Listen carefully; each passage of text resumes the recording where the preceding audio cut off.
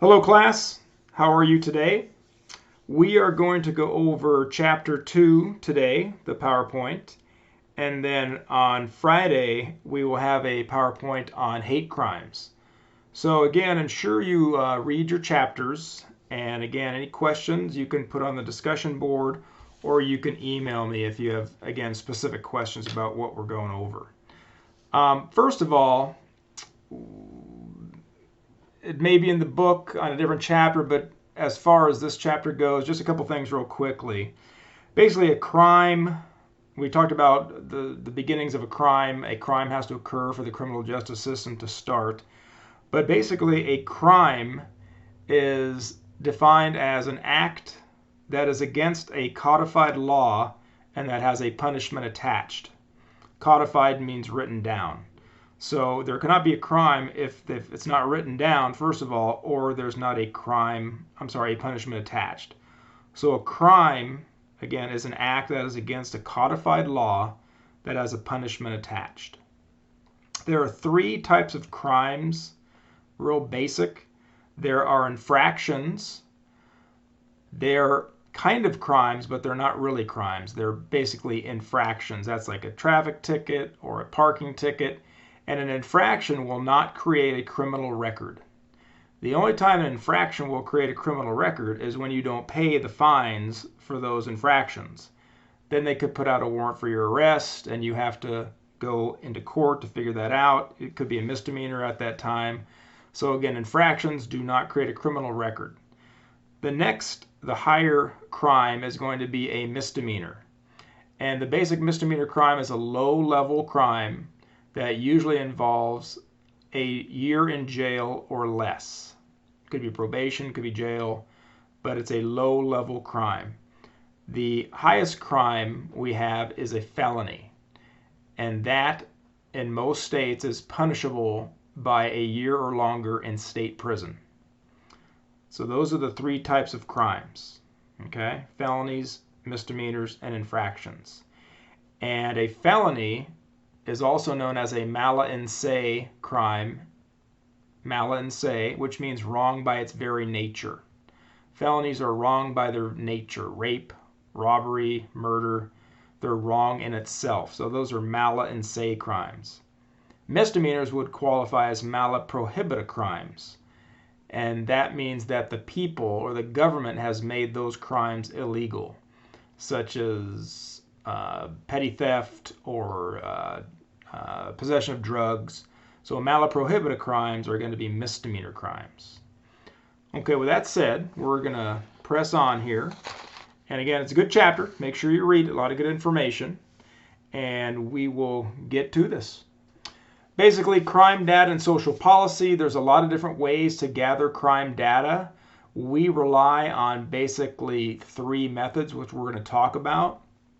And why collecting data is so important is that it helps analyze and evaluate existing programs or crimes, what's working, what's not working, to design new crime control initiatives, where to put law enforcement, and developing future requests for funds, because funds are always needed for programs, and of course to plan new laws.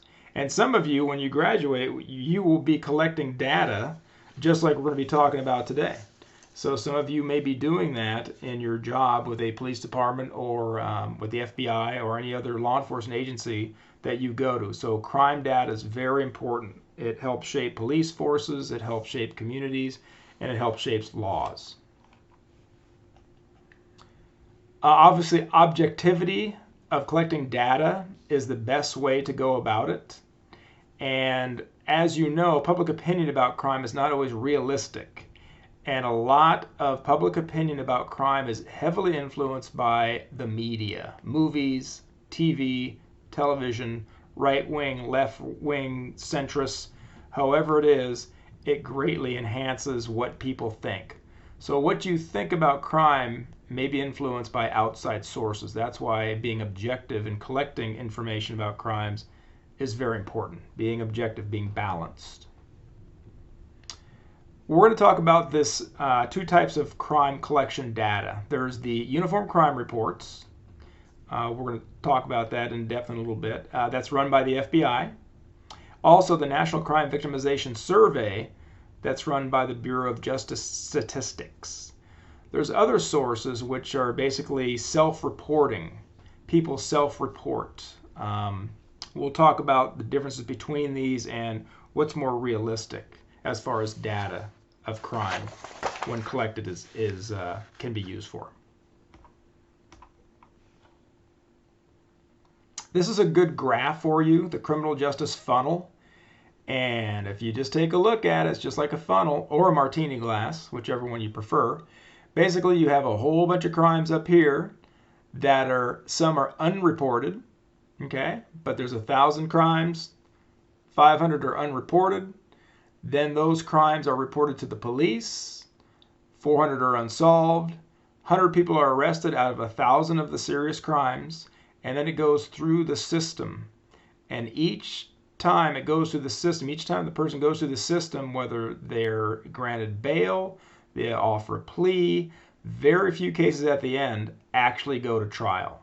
Most cases are settled out of court in a plea bargain. So only 30 cases out of these would go to trial. So very few people go to trial. Most cases, again, are settled through a plea bargain. So look at this graph. It's very interesting. Just because you get caught for a crime doesn't mean you're actually going to make it down here to be incarcerated or actually going to trial. Okay? Moving on. So the UCR, you don't need to know when it was created or any of this other stuff. All you need to know is that law enforcement agencies across the United States use this data. And basically, the Uniform Crime Reports, or NIBRs, which it's going to be called in the next couple of years, are transitioning. Arson, and we're going to go over the exact crimes that the UCR looks at, was added in 1979.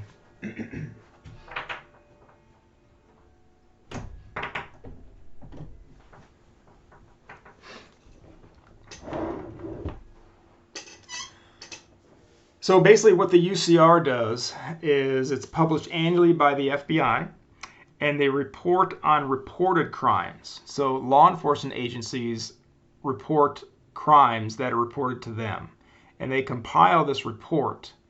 And the crimes that are reported are in about 29 different categories, and we're going to go over that in a little bit. So basically it's reported crimes. Doesn't mean the person was caught, doesn't mean they went through the system, doesn't mean they were convicted. It's just crimes that were reported to law enforcement agencies. The goals, we already talked about goals of the data collection.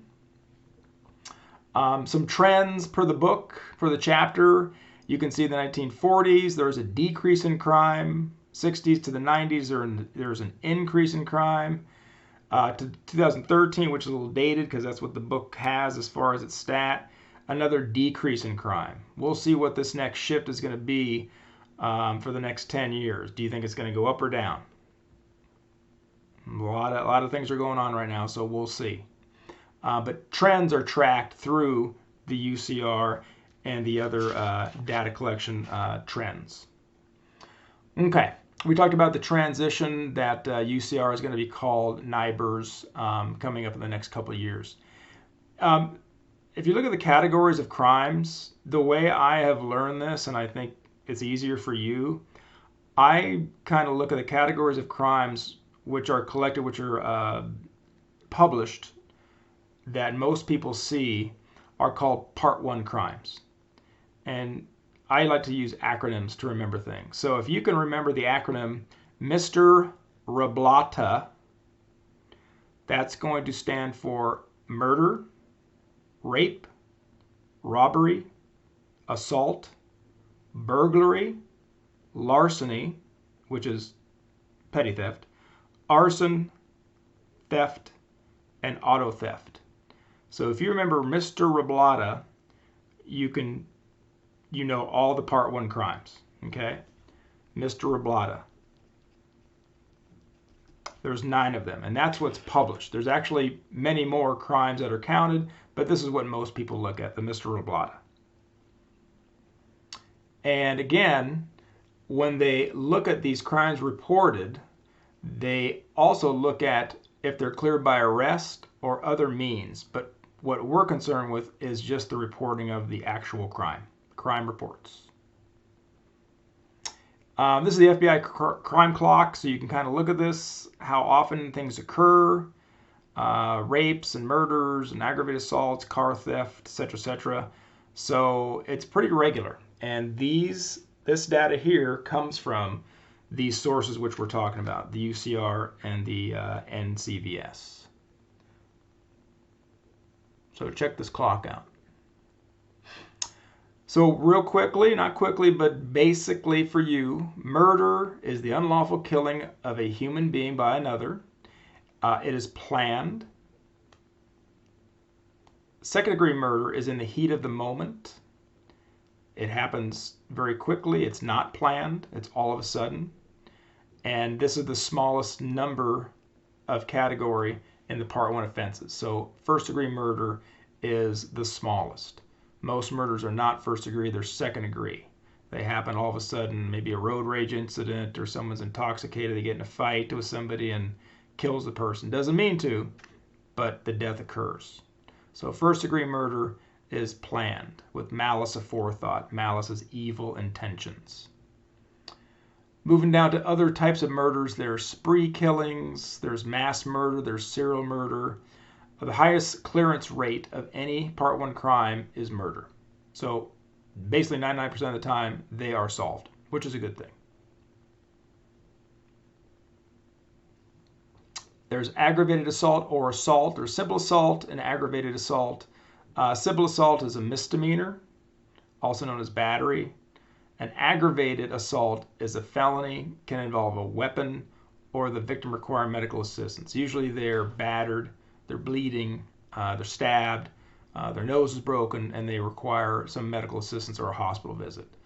Again, more data here. Most of these occur during summer months.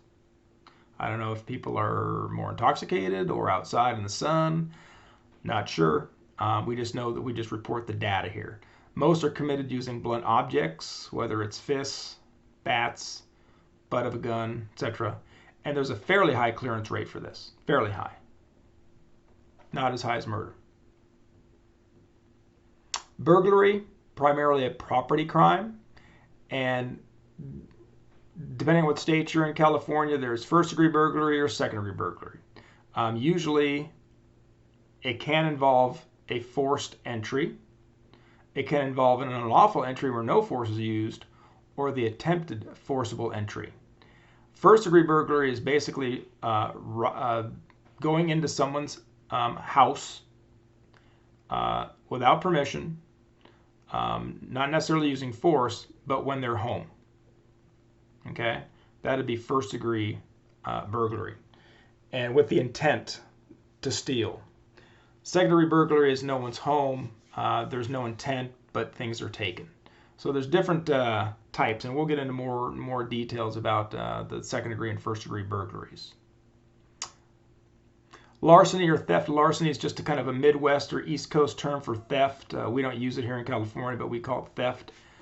Usually it's petty theft, and it can be anything in California under $900 is going to be a misdemeanor. Anything over would be a felony.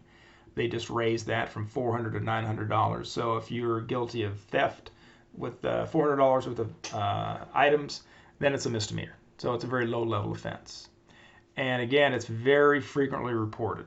A lot of these come from people taking objects out of people's cars or entering a house and just taking items. So it's very widespread. You can look at another graph that the book shows about where the thefts occur from. Again, motor vehicles is very high. Shoplifting, quite high. All others, again, involves various things. So basically just petty theft, people stealing other people's stuff. Identity theft, I wouldn't say it's larceny. I'd say it's a felony because it's a very big deal when you steal someone's identity and get funds from that, get money from that, scam people. So there's a lot of federal action that's come into play as far as identity theft. I've never yet been, knock on wood, been perpetrated any identity theft of myself, but I know people that have, especially through your computer or your phone. Motor vehicle theft, extremely high, especially at Sac State, very high. A lot of cars stolen from there. And it's used for various reasons. Some people scam their insurance companies. There's motor vehicle rings that are out there that sell vehicles in different countries. So there's all kinds of motor vehicle thefts that are out there. Sometimes carjacking is involved with a weapon. Someone's fearing their life. Has a low clearance rate, especially in the larger cities, because it's very prevalent. So motor vehicle theft is a very prevalent crime. Arson. Depends on what you're setting on fire. It's a felony.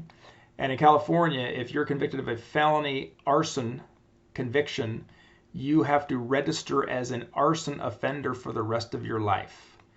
If you set a forest on fire on purpose with intent, or a building on fire with purpose and intent, and you're convicted, you'll have to register, much like a sex offender, for the rest of your life because of that conviction. So again, people that knowingly set fires to either kill people or for insurance money for buildings that they own or houses, very, very serious, especially when there's human life involved.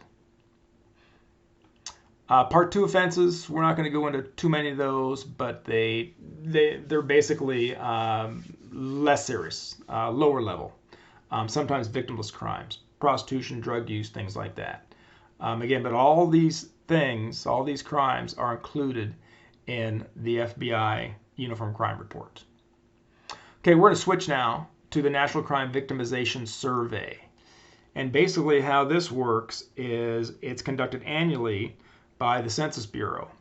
And what they do is they basically call people and businesses and ask the person if they have been a victim of a crime in the past year.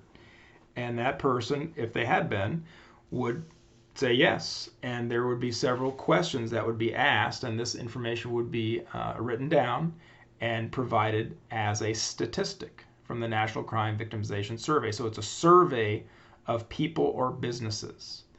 Now, what's interesting is, I don't know about you, but if you receive a phone call from someone saying, "Hi, I'm Mr. Brown from the National Crime Victimization Survey, and I was wondering if I could ask you a few questions," would you say yes? And then if you do say yes, instead of hanging up, they would say, "Have you been a victim of a crime in the last year?" And then your answer would be, "Yes, I have," or "No, I haven't," or "I don't really wish to share that with you." So there's a lot of issues with the National Crime Victimization Survey about, are people telling the truth? Because people lie, obviously, but a lot of people would not even anonymously want to give information up about them being a victim of a crime, especially if it's a rape or it's an assault or it's some sort of molestation. So again, there's a lot of issues with the National Crime Victimization Survey. Not that it's not valuable, but it's reported crime. Okay, it's reported. When the comparison is done between these two, there are some patterns that may emerge, and for the past about 15 years, they've almost mirrored each other, which is very interesting. So it comes down to, which type of data gathering do you think is better? Because again, the UCR only tracks crimes reported, and the NCVS only tracks people's reactions or people's survey, what they say. Which one do you believe? Again, but what you need to realize is that these are not convictions. Okay? They're not arrests. They're just crimes that have been reported by the police, or crimes that have been reported by a survey. So, very interesting. So some of the problems, like we talked about with the UCR, not all crime is reported. The victim reports may be inaccurate. Some issues going on with the UCR. NCVS, again, I don't know anybody ever that has received a phone call and been part of the NCVS survey. Now, that doesn't happen, but just have never known anybody. And I don't know if I would give up that information myself. Kind of personal. So there's some contrast that you need to look at between these two data gathering entities. Finally, there's some special categories of crime, which we'll talk about later. I think in our Chapter 18 at the end of the semester, we're going to be talking about high-tech crimes. We'll also be talking about crimes against women. We'll probably be talking about crimes against the elderly. We'll definitely be talking about hate crimes, and that's going to be on Friday, which we will have a PowerPoint on that. So there's cybercrime, terrorism, drug crime, all types of crime. And those are considered special categories because they don't happen that often, but they're very specific. All right. That's Chapter 2. Good chapter. A lot of information. You're not going to be responsible for a lot of dates of things, but just explaining concepts and analyzing questions about what we go over. That's what we're looking for. So again, make sure you check out the Uniform Crime Reports and the NCVS and look at the criticisms of both, as well as the types of crimes of which we talked about at the beginning. Any questions, go ahead and put those on the discussion board or let me know. And if there's nothing else here, have a great day, and we will see you Friday. Thank you.